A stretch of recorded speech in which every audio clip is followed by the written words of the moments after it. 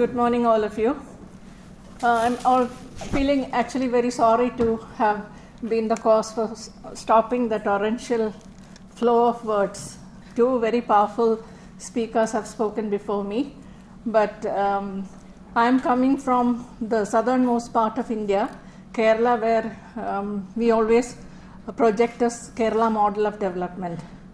And looking at it, or starting off my discussion from the Kerala model of development, which has been discussed so much threadbare and has also received a lot of critiques from feminist circles for making women the outliers and not looking at statistics in a disaggregated way and looking at what is actually happening to women in many societies, especially the tribal women in outlier communities like the fishing communities and so on.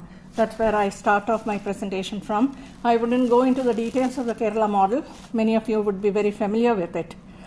But now I go straight into the Kerala's scheduled tribe population. We have over 4,84,859, which is just 1.45% of the population of Kerala, as per the census in 2011.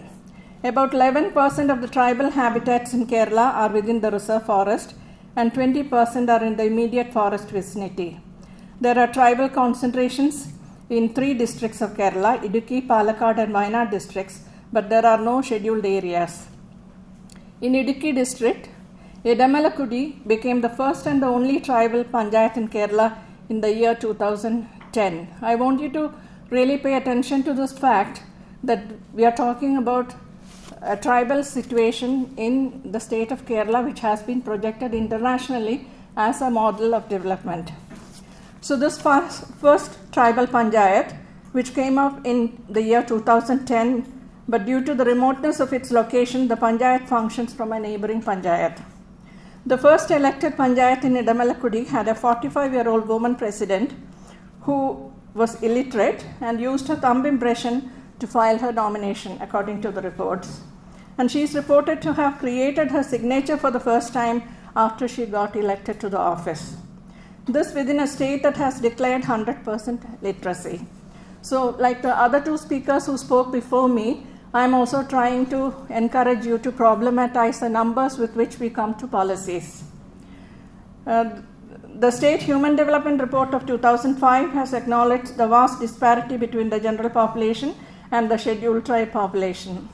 I am not suggesting that at the policy level people are not really taking note of this, but somehow, because we are giving a kind of a privileged attention to the economistic determination models that we have before us, we are somehow overlooking some of these realities and pushing them under the carpet. On the basis of inaccessibility to basic amenities like housing, sanitation, drinking water and electrification, an index of deprivation has been prepared in comparison to the situation in the general population. Based on the population census of 2011, it was 43.34% for the state as a whole. It was less than 30%. Idukki district, where this Edamalakudi Panchayat, the first tribal panchayat exists, has the highest tribal deprivation rate at 51.9%, followed by Palakkad 50.8%, Kasaragod at 50%, and Wayanad at 49%. Since in comparison to the index prepared in 2001, the index showed a reduction from 57.9% in 2001 to 43.34% in 2011, policy circles are very happy that there has been a marked reduction since the policies, and we see it as a success of our policy planning, and it's an encouragement to move forward in the same direction without any critical look at some of these statistics. The significant inference I make of the statistics in the present context is that the first tribal panchayat of Kerala with a woman president in Edamalakudi in Idukki district was facing the challenges of development that has no comparison with any other panchayat in Kerala. Have we really come up with any policies to make this panchayat a successful model? To my knowledge, nothing has been done specifically in Edamalakudi panchayat except thinking in terms of providing infrastructural facilities through the forest, which all of us who have worked in tribal areas know it's a very long process, trying to get attention of the forest department, consensus, and so on. Lack of formal education and even literacy was an added stumbling block to this precedent of a tribal panchayat that received self-governance within the constitutional framework. Looking at this from the angle of engendering tribal development, this tribal panchayat formation was a major landmark in the grassroots level policy making in tribal areas. Edamalkudi in Idukki district, on the one hand, where tribal learned self-governance, I put that within quotes, on the one hand, and in Palakkad, where through the Attapadi Hill Area Development Society, the tribals have been exposed to national and international development interventions and massive financial support to the hill area restoration and conservation efforts to rejuvenate tribal livelihoods in agriculture and animal husbandry, besides the NGO attention in Attapadi. Tribal development block with Pudur, Agali and Sholayur Grama Panchayats. These two extremes that we have are the tribal realities in India. I think when it's coming from the state of Kerala, this tells us about the reality of India. I think I'm also taking the liberty of projecting it to the actual lopsidedness of our development. In 2012-13, Attapadi shocked the nation with reports of 63 child deaths from malnutrition. And a lot of funds flowed into Attapadi. For the 192 settlements, a special package of 400 crore was sanctioned. Infant malnutrition continued despite the funds. Communal kitchen was an intervention policy to combat these malnutrition deaths. As it is, in many tribal areas in Kerala, there has been reports from many field workers who have worked in those areas that fast food is becoming a major health concern in those areas, with many of the tribal people starting with their first food in the morning with paratha and other fast foods. So, the male-female ratio, again in the 0 to 6 age group that we rely upon a lot, in all the three Gram Panchayats of Attapadi is telling by its deviation from the general Kerala pattern. In Pudur, 799 males, 746 females. In Agali, 1,900 males, 1,886 females.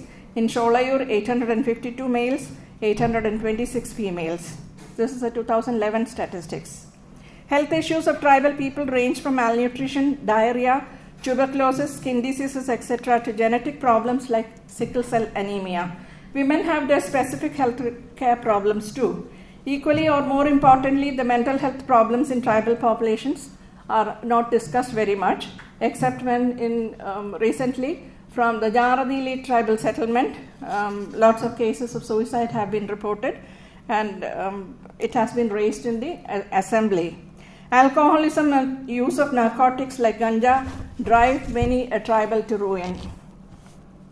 In an integrated approach to tribal well-being, these dimensions of health cannot be ignored.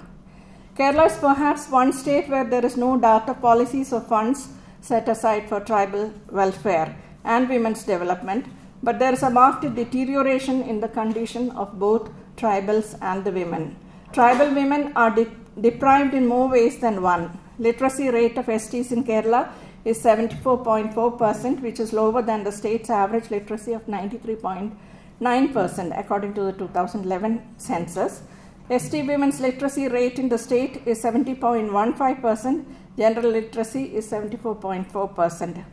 It is estimated that a total of 58,540 ST women are illiterate. At the same time, there are 2,482 graduates and 508 postgraduates among STs in Kerala.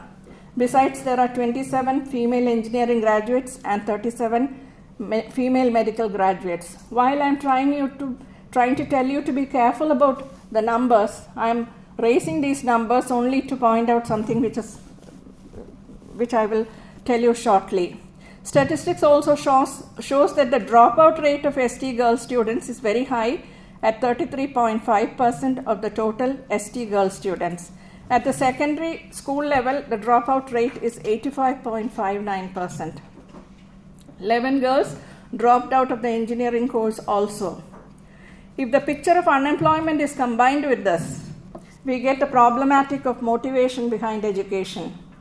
There are 84,207 STs in the age group of 15 to 59 that have no gainful occupation. Of this, 776 are women, that is 72.17% of the unemployed. Of the total unemployed women in the age group 15 to 59%, 61% are ST women. 9 girls with engineering degree and 11 girls with medical degree are unemployed. 149 girls with nursing education are also unemployed. This scenario calls for a detailed inquiry as to why employment cannot be generated for these educated unemployed when the funds that are pumped into tribal development are so enormous. Moreover, much infrastructural development goes on in tribal habitats. It should not be difficult to find employment for tribal engineering graduates even as apprentice trainees on some stipend. Healthcare delivery in tribal areas anywhere in Kerala needs improvement. Committed medical graduates from among the tribes could fill in some capacity in the healthcare sector also. Any additional funds that the state has to come up with for giving additional training to these tribal doctors could reap greater benefits through the motivation and inspiration the younger tribals in general and tribal women in particular might receive from such a policy. The educational status and work participation scenario of ST women notwithstanding, despite the gender sensitivity insisted upon in the development planning, the working group report on scheduled tribes development that has been prepared for the 13th 5-year plan classifies women population into 5 broad categories. 5 broad categories such as married, separated, widows, single mothers and others consisting of children, etc. The basic assumption behind such a classification seems to be that marriage and well-being go together in the case of women. Such an evaluation does not come in the case of men. So women in distress are always these women whose marital status is being brought into attention. And the statistics of the women-headed households who are deprived according to the deprivation index that is prepared gives us the general impression that women-headed households are the problem. Women should not be in position of authority. And the material deprivation that is happening to these households, whether it is because they are not income earners or whether they are not having gainful employment, etc., those questions are not even asked. So, I would like to move into the question of community networks that existed in all tribal communities in Kerala that has waned, traditional cultural networks that have been disturbed, new situations have emerged. So, and the question of the present policy giving emphasis to the individual beneficiaries has really done a lot of damage in tribal areas. Since there is paucity of time, I would not go to the details of it, but how do we plan and strategize for transforming India's tribal world? In the major question, it's a major question that we need to ask. For this, we need to spell out our tribal vision. By this, I do not mean the usual jargon of assimilation into the mainstream. There are problems with the mainstream also that women have been fighting to get transformed. So that is just not the way in which we have to spell out what is our vision for the transformation that we need to have in the tribal world. Livelihood is at the root of all our tribal development policies now. Naturally, anthropologists feel that it's a very economistic kind of explanation which eliminates the cultural understanding that we all emphasize upon. We heard a presentation in the morning also along these lines. When we talk about the problem among the tribal areas, land alienation comes up as the first and foremost project because we are talking about the economy as the fundamental problem among the tribal population. 1 acre of land given to a tribal family is our solution. We know that it's not realistically possible to provide this kind of 1 acre of land. Moreover, the traditional collective farming that used to produce for a group's food security is not what is being addressed when we talk about this individual land ownership in tribal areas. Moreover, the kind of collective farming that used to be providing the food security is not going to be possible in the scenario where wild elephants, tigers and other animals are moving into habitats, not only of tribal population but also in the forest vicinity. Non-tribal populations also are facing the problem of destruction of crops, eating away of their domestic animals and so on. So what is the kind of food security that we are talking about?